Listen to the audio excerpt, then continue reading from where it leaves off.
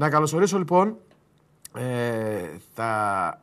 Έχουμε μάλλον πρώτα στο στούντιο τον κύριο Γιάννη Ιωαννίδη, εκπρόσωπος τύπου και δημοσίων σχέσεων της Ένωσης Υπαλλήλων Πυροσβεστικού Σώματος εδώ στην Κεντρική Μακεδονία. Καλησπέρα σας. Καλησπέρα. Θα το δούμε τον κύριο Ιωαννίδη. Θα τον δούμε. Λοιπόν, για να συζητήσουμε το συγκεκριμένο θέμα, είχαμε τις πυρκαγιές στην Κεντρική και Νότια Ελλάδα. Να τους ο κύριος Ιωαννίδης. Καλησπέρα. Λοιπόν, όπου έχετε τον χρόνο και είστε εδώ, δεν υπάρχουν κάποια περιστατικά στην περιφέρεια μας, έτσι δεν είναι? Εντάξει, υπάρχουν κάποιες ανοιχτές πυρκαγιές. Καταρχήν, να σας ευχαριστούμε που καλέσατε εδώ πέρα στο στούντιό σας για να ενημερώσουμε τον κόσμο. Υπάρχουν κάποιες ανοιχτές πυρκαγιές, αλλά οι συνάδελφοί μου είναι υπέρ των δεόντων έτοιμοι και αντιμετωπίζουν αυτή τη στιγμή τις πυρκαγιές. Να καλωσορίσω και την κυρία Εύη Κορακάκη, την οποία θα τη δούμε μέσω Skype. Είναι υπεύθυνη δασικών προγραμμάτων των WWF Ελλάς. Θα τη δούμε και την κυρία Κορακάκη. Καλησπέρα σας. Καλησπέρα. Λοιπόν, από τη Θεσσαλονίκη. Θέλω να ρωτήσω το εξής. Έχουμε εδώ έναν πυροσβέστη, το λέω απλά, όπου θα συζητήσουμε για τις ελλείψεις, για τα προβλήματα, αλλά και για το σχεδιασμό. Όποιος σχεδιασμός υπάρχει. Θέλω τη δική σας αίσθηση, το δικό σας προγραμματισμό, αν υπάρχει, και τι θα μπορούσε να γίνει για να γλιτώσουμε κάποια δάση.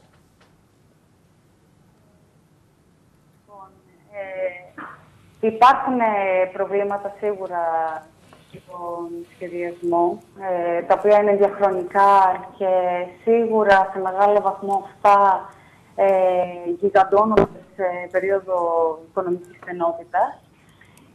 Ωστόσο, υπάρχουν μια σειρά από πράγματα που μπορούμε να κάνουμε για να είμαστε έτοιμοι στο μηχανισμό, για να αντιμετωπίσουμε τις πυρκαγιές. Καταρχήν, να πούμε όλοι συγχαρητήρια σε αυτούς τους ανθρώπους που δίνουν πολύ σκληρή μάχη με τις φλόγες, τους πυροσβέστες, κατά κύριο λόγο, αλλά και τους εθελοντές που συμμετέχουν και όσο περνάνε τα χρόνια όλο και πιο ενεργά στο κομμάτι και της καταστολής.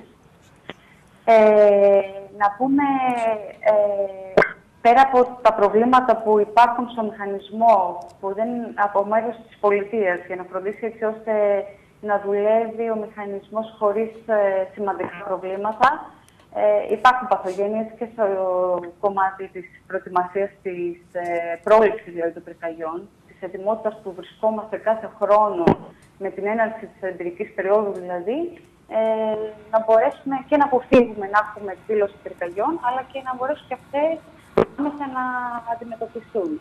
Μάλιστα. Πιστεύετε δηλαδή ότι καλύτερη περιφρούρηση, καλύτερο σχεδιασμός, συγκεκριμένα σε ποιο σημείο θα μπορούσε να γίνει κάτι καλύτερο κατά την άποψή σας, ώστε να μην χάνονται δάση? Και να πω και κάτι, δεν χάνονται μόνο τα δάση. Χάνονται και η χλωρίδα και η πανίδα. Χάνονται όλες οι αξίες των δασών, και η χλωρίδα και η πανίδα, χάνονται καλλιέργειες του κόσμου. Χάνονται δυστυχώς και ανθρώπινες ζωές, οπότε η απώλεια είναι τεράστια. Οι δασικοί χάρτες, λοιπόν, οι δασικοί χάρτες και το δασολόγιο θα μπορούσαν να βοηθήσει προς αυτή την κατεύθυνση. Ναι, θα σας πω. Σίγουρα είναι ένα κομμάτι το οποίο θα βοηθήσει πάρα πολύ στις πυρκαγιές από πρόθεση. Θεωρώ, κατά τη δική μου άποψη, ότι αν ήταν οριοθετημένα και ξεκαθαρισμένα το πού βρίσκονται τα δάση, δεν θα είχαμε τις πυρκαγιές αν μη τι άλλο από πρόθεση, οι οποίες ως επιτοπλίστων αποσκοπούν στο να γίνει καταπάτηση κάποιας δασικής έκτασης. Οπότε αυτό είναι ένα κομμάτι. Ωστόσο, οι πυρκαγιές από πρόθεση είναι ένα μικρό ποσοστό των πυρκαγιών που εκδηλώνονται στην Ελλάδα. Ένα μεγάλο ποσοστό οφείλεται στην αμέλεια των πολιτών, στην αμέλεια τη δική μας δηλαδή. Και αυτό σίγουρα ανέρχεται σε 40% των πυρκαγιών και θεωρούμε από την εμπειρία ότι φτάνει μέχρι και 70%. Οπότε φανταστείτε περίπου από τις 1.500 πυρκαγιές που έχουμε κάθε έτος, κατά μέσο όρο. Σχεδόν το 60 με 70% αυτών προκαλούνται από τη δική μας αμέλεια. Και αυτό αφορά είτε στο ότι πετάμε τσιγάρα, σκουπίδια κλπ. Είτε στο ότι καίμε χόρτα μέσα στο καλοκαίρι. Κάνουμε είτε από αγροτικές εργασίες, είτε από χρήση μηχανημάτων, τροφού κλπ. Που δημιουργούν σπιτήρες. Μάλιστα. Άρα, κυρία Κορακάκη, αυτό το οποίο καταλαβαίνω από αυτό το αυτονόητο το οποίο λέτε, το οποίο δυστυχώς η Ελλάδα δεν το έχει, ένα δασολόγιο και κάποιοι δασικοί χάρτες, όπως είναι το αντίστοιχο κτηματολόγιο, θα λέγαμε, είναι απαραίτητο για να ξέρουμε τι μας γίνεται. Είμαστε σε μια χώρα που δεν ξέρουμε τι έχουμε, με την κακή έννοια όμως. Ναι, αυτή βέβαια η υποχρέωση υπάρχει από το 1974. Έχουν υπάρξει τα τελευταία χρόνια κάποιες εξελίξεις στο θέμα της κατάρτισης των δασικών χαρτών. Ωστόσο, πάει με βήματα χελώνας, με πάρα πολύ αργές διαδικασίες. Κυρία Κορακάκη, σας ευχαριστώ θερμά και είμαστε δίπλα σας. Να είστε καλά, καλή συνέχεια. Λοιπόν, ήταν λίγο δύσκολη επικοινωνία μέσω βίντεο κλήσης, γι' αυτό, κύριε Ιωαννίδη, δεν κάναμε διάλογο, αλλά να συμπληρώσω λίγο. Λοιπόν, ναι. Καταρχήν, είναι αποδεδειγμένο ότι όλες οι πυρκαγιές, το 99,5%, αφήνω ένα 0,5% λόγω φυσικών φαινομένων, είναι από ανθρώπινο χέρι. Κάτι το οποίο απαγορεύεται ρητά και δηλαδή είναι απαράδεκτο να ξεκινάνε φωτιές και πυρκαγιές από ανθρώπινο χέρι. Είναι από αμέλεια και από πρόθεση. Μπράβο. Ωραία. Μάλιστα. Δηλαδή, μπορούμε να κάνουμε τόσα πολλά πράγματα. Μπορούμε να μην και με σκουπίδια, ξερά χόρτα, κλαδιά. Δεν πρέπει να ανάβουμε πέθρες ψαριές στα δάση. Ο κόσμος πρέπει να γνωρίζει. Δεν πρέπει να ανάβουμε φωτιές σε χώρους με ξερά χόρτα. Ή να πετάμε το τσιγάρο μας, όπως βλέπουμε το πολύ πετυχημένο σποτάκι αυτή τη στιγμή με τον Χατζηπαναγιώτη, τον ηθοποιό, στα δάση, όταν το πετάμε από το αυτοκίνητο. Η ερώτησή μου είναι, όταν καθόμαστε στον καναπέ στο σπίτι και καπνίζουμε, το πετάμε στο πάτωμα? Όχι, φυσικά. Έτσι. Λοιπόν, δεν αφήνουμε ποτέ σκουπίδια στο δάσος. Δεν κάνουμε εργασίες που ενδέχεται να προκαλέσουν πυρκαγιά, οξυγονοκολλήσεις, χρήση τροχού, ειδικά σε μέρες που υπάρχουν έντονα καιρικά φαινόμενα, υψηλή άνεμη κτλ. Εφοδιαζόμαστε με επαρκείς οικιακούς πυροσβεστήρες και εννοείται όταν έχουμε ένα εξοχικό σπίτι θα προμηθευτούμε σωλήνες με μεγάλο μήκος για να καλύψουμε όλη την περιοχή. Γιατί έχουμε πάει σε Σιβάντα και βλέπουμε ένα σπίτι τεραστίων διαστάσεων με 5 και 6 μέτρα σωλήνα. Μάλιστα. Φωτίσματος. Αυτά θα τα δούμε καταχρηστικά, να μείνουμε λίγο στα δάση μας, να μείνουμε λίγο και βλέπουμε και εικόνες από τη WWF για τα μηνύματα τα οποία θέλει να στείλει με αυτόν τον πολύ ωραίο τρόπο και από το. Γιατί λέγαμε προχθές, κύριε Ιωαννίδη, μιλώντας με τον πρόεδρο των ψυκτικών των ηλεκτρολόγων, πόσο εύκολα μπορεί από τον ήλιο, αν ξεχάσουμε ένα τάμπλετ στο μπαλκόνι μας ή το κινητό στη φόρτιση, κάτι πάρα πολύ απλό, να προκληθεί μικροέκρηξη και να έχουμε πυρκαγιά. Υπάρχουν δηλαδή κίνδυνοι και παγίδες οι οποίοι ούτε μπορούμε να τους φανταστούμε. Πάμε όμως λίγο σε εσάς. Σε εμάς. Στους πυροσβέστες. Γιατί έχετε πραγματικά μια πάρα πολύ καλή άποψη στην κοινωνία. Η κοινή γνώμη είναι πάρα πολύ θετική απέναντι στους πυροσβέστες. 97% έχουμε αποδοχή από τον Έλληνα πολίτη σαν θεσμός. Σαν θεσμός. Πολύ σωστά το λέτε. Κάτι το οποίο δεν μπορεί να το περάσει κανένας πλέον. Δεν υπάρχει περίπτωση να περάσει κάποιος άλλος. Ούτε καν ο πρόεδρος Δημοκρατίας. Πέρα από τις πυρκαγιές, ασχολείστε και με άλλα πράγματα, έτσι, όπως και με τις πλημμύρες, όπως με άλλου είδους έκτακτα γεγονότα. Απλά ο κόσμος μας θυμάται το καλοκαίρι. Στη φωτιά. Σας έχει συνδυάσει με τη φωτιά. Ναι. Εδώ βλέπουμε εικόνες από το θλιβερό περιστατικό από εκείνη την τρομερή πυρκαγιά στο ΣΕΙΞΟΥ το 1997. Ναι. Τότε ο Σφαντάρος προσπαθούσε να σβήσω με πολύ ανορθόδοξο τρόπο που μας είχαν πάει, πως δεν καήκαμε τότε, το δάσος. Και βλέπουμε και την προσπάθεια που καταβάλατε τότε και τις δείχνουμε τις εικόνες για να θυμόμαστε ένα δάσος το οποίο, κύριο Ιωαννίδη, η TV 100 με ρεπορτάζ που έκανε ο Γιώργος Οροδάκογλου παρακίνησε την περιφέρεια για να βάλει τους εθελοντές στα πόστα που πρέπει για να το προσέχουν. Ναι. 26 Ιουλίου. Μιλάτε για φέτος. Τώρα για φέτος μιλάμε. Πριν από μια εβδομάδα, αν δεν έκανε το ρεπορτάζ ο Γιώργος, δεν θα μπορούσαν να είχαν ξυπνήσει κάποιοι για να προστατευτεί το δάσος μας. Και να έχουμε ξανά τις εικόνες που βλέπουμε. Γνωρίζετε, επειδή βασικά εγώ ήθελα πιο πολύ να αναφερθούμε στα προβλήματα τα δικά μας. Θα πάμε και σε αυτό. Αλλά θα πάμε και στο εθελοντικό κομμάτι. Ξέρετε ότι υπάρχουν 62 εθελοντικές ομάδες στην Κεντρική Μακεδονία. Υπάρχουν 6.500 μέλη. Υπάρχει ένας νόμος, ο 4249 του 2014, το άρθρο 118, το οποίο λέει ότι οι εθελοντές πρέπει να είναι ασφαλισμένοι. Και υπάρχει ένα πρόβλημα εκεί πέρα και δεν είναι ευθυνοβοβία της πυροσβεστικής, να το γνωρίζετε αυτό. Απλώς ο εθελοντής, όπως και ο πυροσβέστης, δεν είναι αναλώσιμο είδος. Η προσφορά των εθελοντών, των πολιτών, των υπαλλήλων των δημοτικών οργανισμών προς τα εμάς, στη βοήθειά μας, είναι τεράστια και μεγάλη. Απλά πρέπει όλοι να είναι ασφαλισμένοι όταν πάνε σε μια φωτιά. Καταλάβετε πώς το εννοώ. Σίγουρα. Ασφαλισμένοι δεν είμαστε ούτε καν εμείς. Γιατί εδώ και 5 χρόνια έχουμε να βάλουμε ελαστικά στα αυτοκίνητά μας. Και ξέρετε το πυροσβέστης. Θα πάμε σε αυτό. Θα πάμε γιατί έχω συγκεκριμένες ερωτήσεις για τις έλλειψεις. Ναι. Αλλά να πω κάτι. Πείτε. Εγώ δεν λέω να μην είναι ασφαλισμένος οποιοδήποτε πάει να βοηθήσει στην πυρόσβεση και στην προστασία του δάσους μας.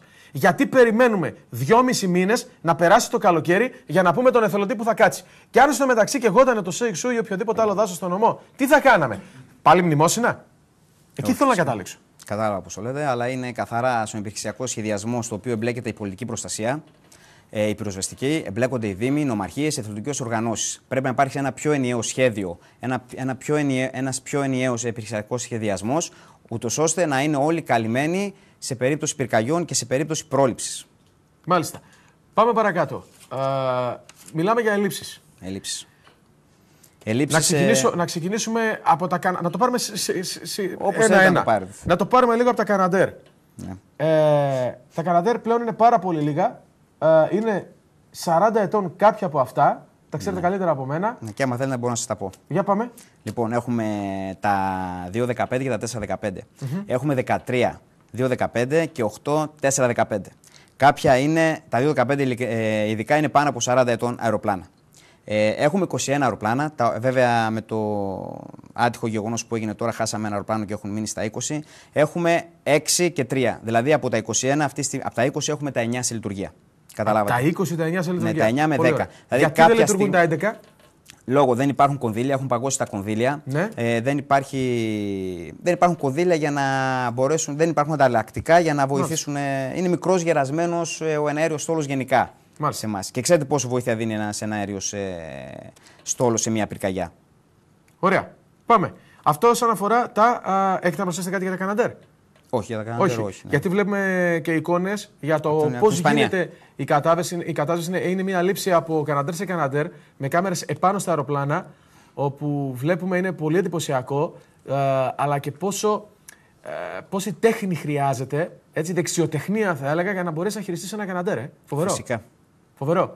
Και με ένα απλό κουμπί ανοίγει και ρίχνει το νερό. Και ειδικά οι δικοί μας πιλότοι της πολεμικής αεροπορίας ειδικά υπερβάλλουν αυτούς, επειδή τους ζω καθημερινά και σε αρκετές φωτιές, υπερβάλλουν αυτούς για να μπορέσουν να είναι πάντα να είναι μπροστά στη μάχη. Μάλιστα, εντυπωσιακό. Πολύ ωραία πλάνα. Ναι. Λοιπόν, πάμε στα πυροσβεστικά οχήματα, όπου και εκεί υπάρχουν πάρα πολύ μεγάλες βλάβες. Μαθαίνω ότι πολλές φορές δεν έχετε λάστιχα για να αντικαταστήσετε τα πυροσβεστικά οχήματα. Όχι πολλές φορές, τα τελευταία 5 χρόνια δεν έχουμε λάστιχα. Εγώ νόμιζα ότι υπερέβαλα δημοσιογραφικά. Όχι, δεν υπερβάλλατε καθόλου. Μάλιστα. Λόγω των παγωμένων κονδυλίων, λόγω των διαφόρων προσφορών μεταξύ των εταιριών με δημοπρασίες, αν και ο αρχηγός τελευταία έχει ξεκινήσει τη διαδικασία, θα χορηγηθούν τα λάστιχα όπως και οι στολές. Είμαστε 5 χρόνια με λάστιχα τα οποία, με καθυλωμένα οχήματα, με λάστιχα τα οποία τα παίρνουμε από την τοπική αυτοδιοίκηση. Έχουμε γίνει ζητιάνοι, έχουμε γίνει πέτες για να μπορέσουμε να εξοπλίσουμε τα οχήματά μας. Και ξέρετε ότι ο πυροσβέστης θέλει δύο πράγματα. Το ένα το έχει. Έχει την άρτια εκπαίδευση και θέλει ένα σωστό εξοπλισμό. Θέλει ένα σωστό εξοπλισμό, να μπει στη φωτιά και να παλέψει. Να πατάει σε 4 σωστά λάστιχα, να πατάει σε ένα σωστό όχημα, σε ένα καλοσυντηρημένο όχημα, να έχει τη στολή του, τη μάσκα του, να έχει το κράνος του και γενικά όλα τα μέσα ατομικής προστασίας. Αλλιώς τι να κάνετε με τα χέρια, να πάνε να σβήσετε τη φωτιά, τι να την κάνει στην εκπαίδευση μετά? Δυστυχώς το 20% όλων των πυροσβεστικών οχημάτων δεν λειτουργούν. 1 στα 5 πυροσβεστικά οχήματα είναι εκτός. 1 στα 5. Και να σκεφτείτε ότι το 40 με 45% είναι βοηθητικά οχήματα στην πυροσβεστική. Τι εννοείτε? Εννοούμε ότι είναι μεταφοράς προσωπικού, μεταφοράς διοικητικής μέριμνας, είναι για άλλα πράγματα. Δεν είναι υδροφόρα οχήματα. Μάλιστα. Φανταστείτε τώρα στη Θεσσαλονίκη. Ναι. Η Θεσσαλονίκη αυτή τη στιγμή έχει 200 υδροφόρα οχήματα, τα οποία τα 35 είναι εκτός λειτουργίας. 200 υδροφόρα και τα 35 είναι εκτός. Τα 35 είναι εκτός. Κοντά στο 20%. Επίσης, το 30% όλων των πυροσβεστικών οχημάτων είναι άνω των 15 ετών. Ξέρετε τι σημαίνει αυτό? Και μόνο 750 είναι της τελευταίας δεκαετίας οχήματα. Θέλουμε οχήματα, θέλουμε όπλα, θέλουμε τα πάντα για να πολεμήσουμε στη φωτιά. Μάνικες, πάμε λίγο στα αναλώσιμα. Αναλώσιμα έχουμε, δεν έχουμε θέμα εκεί πέρα. Δεν υπάρχει θέμα. Όχι, δεν υπάρχει κανένα θέμα. Θέμα είναι στο εξοπλισμό του πυροσβέστη. Δηλαδή, προσωπικά, 8 χρόνια έχω να πάρω μια στολή. Προσωπικά έχω 6 χρόνια να πάρω υποδήματα. Τα παίρνουμε όλα από την τσέπη μας. Οι τελευταίοι 500 δόκιμοι πυροσβέστες που βγήκαν από τη σχολή έχουν μόνο μία στολή. Μία στολή πλήνε βάλε. Είναι παγκόσμια πατέντα, είναι η πατέντα της Ελλάδας. Δεν υπάρχει άλλη πατέντα πουθενά στον κόσμο να έχουμε μόνο μία στολή. Οι πυροσβέστες. Ξέρουμε ότι ο πολίτης πληρώνει φορολογία. Ωραία. Και πρέπει να έχει την απόλυτη προστασία από εμάς. Κάποια κονδύλια πρέπει να απορροφηθούν επιτέλους από την πυροσβεστική. Δεν γίνεται ο πυροσβέστης να πάει γυμνός στη φωτιά. Δεν γίνεται να πάει σαν τουρίστας. Εγώ θυμάμαι το 2004 με τους Ολυμπιακούς Αγώνες που διακινήθηκαν δισεκατομμυρίων, ότι κάποια από αυτά, είτε σε εσάς, είτε στο ΕΚΑΒ, είτε στην αστυνομία, πολλά από τα οχήματα, εξαρτήματα, εξοπλισμός που χρησιμοποιήθηκε γενικότερα, θα κατέληγε σε εσάς. Δεν έγινε αυτό? Έχουν καταλήξει. Αυτά που είχαν χορηγηθεί στις υπηρεσίες έχουν καταλήξει σε εμάς. Εννοείται, δεν το ζητάω αυτό το θέμα. Είναι σε εμάς όλες τις υπηρεσίες. Αλλά ξέρετε ότι μαζί με την έλλειψη προσωπικού υπάρχει και έλλειψη, υπάρχουν φωτιές. Τα αναλώσιμα αυτά, κάποια θα καούν, κάποια θα χαθούν. Ο κάθε πόλεμος έχει και. Μα σε κάθε φωτιά δεν υπάρχει, όπως λέτε, και η φθορά. Και επειδή πάτε στη φωτιά ή πάτε στο νερό, υπάρχει και αλλίωση του εξοπλισμού έως καταστροφή, θα έλεγα. Άρα χρειάζεστε ανανέωση. Αν δηλαδή η στολή σας καταστροφή ή καεί, μόνο στολή. Έτσι. Τι κάνετε, μεταγοράζετε από την τσέπη σας? Συνήθως αγοράζουμε. Προσπαθούμε να βρούμε από κάποιους συναδέλφους οι οποίοι είναι συνταξιούχοι, έχουν φύγει. Έχει τύχει προσωπικά να δανειστώ μια στολή σε Σιβάν. Δηλαδή να έχω πάει σε 2 συνεχόμενα Σιβάντα και να μην έχω 3 στολή και να δανειστώ από έναν συνάδελφο για να πάω στο 3ο το Σιβάν. Εντάξει, μιλάμε για τραγικές καταστάσεις. Η πολιτεία προσπαθεί να κάνει τα πάντα, αλλά ξέρετε, αυτή η πενταετής μνημονιακή εμπριστική επίθεση που δεχόμαστε πάει και το πυροσβεστικό έργο πίσω σε εμάς. Και ξέρετε ότι ο πυροσβέστης είναι ένας άνθρωπος, είναι ένας εργάτης. Πίσω από τη μάσκα και από το κράνος κρύβεται ένας άνθρωπος του μόχθου. Που υπερβάλλει πάρα πολλές φορές τον εαυτό του. Δηλαδή θα δείτε, επειδή δεν μπορείτε να φανταστείτε πώς είναι να βρίσκεστε μπροστά στη φωτιά. Δηλαδή ούτε οι κάμερες δεν πάνε μπροστά στη φωτιά.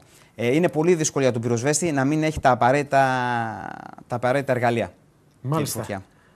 Είπαμε για τα τροχοφόρα, είπαμε για τα αναλώσιμο, είπαμε για τα Καναντέρ.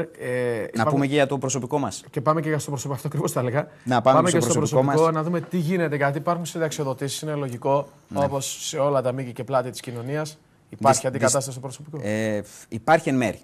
Υπάρχει μέρη γιατί αυτή τη στιγμή στο πυροσβεστικό σώμα Ελλάδος το πυροσβεστικό προσωπικό είναι τριχοτομημένο.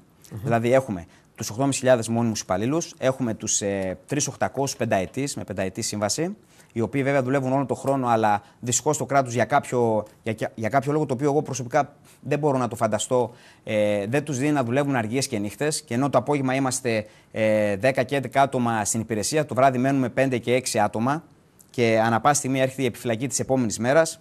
Επίσης έχουμε 1.500 εποχικούς, τους οποίους παίρνουμε, οι οποίοι προσλαμβάνονται στο καλοκαίρι, 3 μήνες. Όλο αυτό το θέμα καταλαβαίνετε ότι με 3 ταχύτητες πυροσβεστών υπάρχει μια μειωμένη εργασιακή δυνατότητα. Ναι, και να πούμε και κάτι. Βλέπουμε, για παράδειγμα, μια πυρκαγιά είχαμε στον Καρέα, άλλη μία είχαμε στον Ημιτό, δηλαδή είχαμε 3-4 μεγάλες φωτιές γύρω από την Αθήνα και την Πελοπόννησο. Ναι. Αν η κατατόπους πυροσβεστική δύναμη δεν επαρκεί, τι γίνεται σε αυτές τις περιπτώσεις?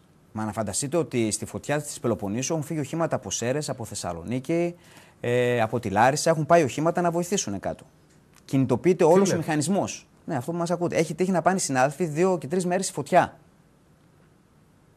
Κάτω από ποιες συνθήκες? 2 και 3 μέρες με ένα αυτοκίνητο να φύγεις, να πας κάπου. Δουλεύει το 24ωρο σου, ξεκουράζεσαι, παίρνει άλλο το όχημα. Δηλαδή, ο συνάδελφος λείπει από το σπίτι του 4 και 5 μέρες σε φωτιές. Προσωπικά έχω πάει σε Ρόδο και λείψαμε 5 μέρες. Εγώ καταλαβαίνω πλήρως το να υπάρξει μια βοήθεια από άλλα μέρη. Το καταλαβαίνω πλήρως. Ενιαία είναι η πυροσβεστική για να ζήσει μια φωτιά στον ελλαδικό χώρο. Αλλά το ενδεχόμενο να έχουμε από το σημείο που λείπει η δύναμη ένα περιστατικό, και ποιος θα πάει μετά? Όταν λέτε θα λείπει, πώς το εννοείτε? Φεύγουν από τις αίρες κάποιες δυνάμεις και πάνε. Όχι, υπάρχει προσωπικό ασφαλείας, υπάρχει προσωπικό. Καλά, σίγουρα δεν αποδυναμώνεται. Δεν αποδυναμώνεται καμία υπηρεσία και είναι όλοι έτοιμοι. Μάλιστα. Ναι, δεν λέω, επαναλαμβάνω, ότι είναι κακό να φύγει να πάει να βοηθήσει μια άλλη περιοχή αλίμονο. Έτσι, όταν χρειάζονται δυνάμεις. Αλλά αυτό που είναι επίσης σημαντικό με όλες αυτές τις ελλείψεις, μπορείτε να λειτουργήσετε γρήγορα, άμεσα στο περιστατικό? Μπορούμε να λειτουργήσουμε πολύ πιο γρήγορα από ό,τι μπορεί να φανταστεί ο Έλληνας πολίτης. Μπορούμε να λειτουργήσουμε με μεγάλη ψυχή, με μεγάλο επαγγελματισμό, με μεγάλο ζήλο με πολύ μεγάλο θάρρος. Και ξέρετε ότι ο πυροσβέστης είναι εργαζόμενος και όταν υπάρχουν κανόνες ασφαλείας στο δημόσιο τομέα, περί θερμικής εξάντλησης, θερμικής καταπώνησης, που σε όλες τις υπηρεσίες κάτω από το air condition θα πάρουν το ρεπό τους, θα καθίσουν 3-4 ώρες να ξεκουραστούν. Ξέρω ότι αυτό δεν ισχύει στην πυροσβεστική στους πυροσβέστες. Όταν έχει περιστατικό, είστε στους πολλούς βαθμούς. Είμαστε στους πολλούς βαθμούς, σε πολύ αντίξωες συνθήκες. Προπαντός, όταν έχουμε ένα τσουνάμι πυρκαγιών, δηλαδή όταν έχουμε συνεχόμενες πυρκαγιές, δεν μπορείτε να φανταστείτε τις ακραίες καταστάσεις που περνάμε σαν πυροσβέστες. Και την καταπώνηση, γιατί κάποιος θα πει ότι, αν δεν έχει πυρκαγιά, πυροσβέστης τι κάνει? Πιάνω τον κακό τώρα. Έτσι. Αλλά η καταπώνηση που υπάρχει όταν έχουμε τέτοια περιστατικά, νομίζω ότι είναι πολύ δύσκολο να τη νιώσει κάποιος και εύχομαι να μην τη ζήσει και κάποιος. Και ξέρετε ότι είμαστε σαν υπηρεσία η οποία βγάζει την κρατική μηχανή ασπροπρόσωπη.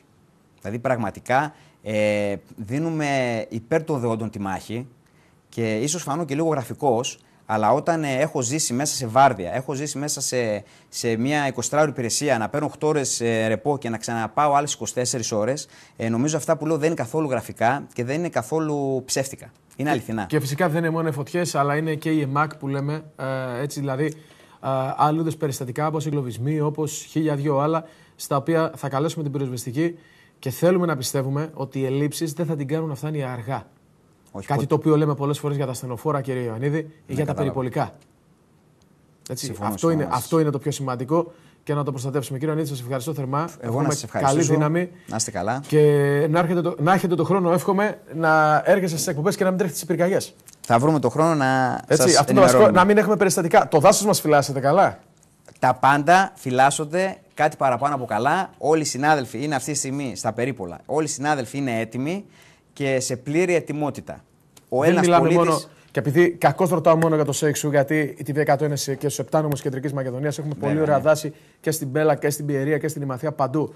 Είναι καλά οργανωμένα τα δάση μας. Είμαστε πολύ καλά οργανωμένοι και εμείς, σαν πυροσβέστες, εγγυόμαστε σε όλους τους Έλληνες ότι πάντα θα δίνουμε τον καλύτερο μας σε αυτό και ξέρετε ότι θα διατηρούμε την κοινωνική συνοχή σε κάθε κατάσταση κρίσης. Μου έκανε εντύπωση πριν κλείσει η εκπομπή ο Δημότης το χειμώνα ότι τον Ιούνιο κάποιοι πήγαν να κάνουν μπάρμπεκι την Πρωτομαγιά, το Αγίου Πνεύματος κτλ.